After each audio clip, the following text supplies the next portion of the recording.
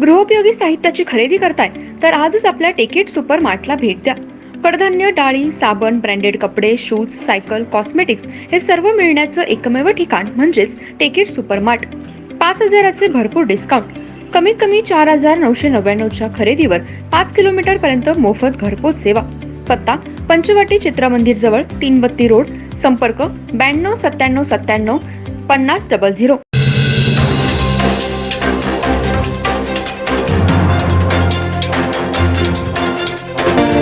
नमस्कार, मी तेजस्विनी मगदूम. एम मराठीमध्ये आपल्या सर्वांचं स्वागत आहे. पाहुयात ठळक घडामोडी.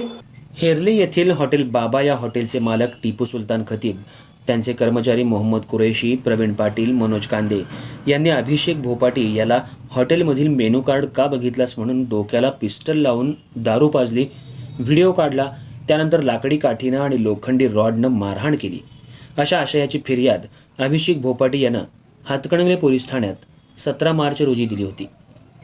या फिर्यादीच्या अनुषंगानं उपरोक्त संशयित आरोपींना अटक करून वडगाव इथल्या न्यायालयात हजर करण्यात आलं. त्यांची पोलीस कोठडीची मुदत संपल्यानंतर त्यांना न्यायालयीन कोठडीमध्ये पाठवण्यात आलं. यानंतर त्यांनी जामीन मिळावा यासाठी न्यायालयात वकिलामार्फत अर्ज दाखल केला.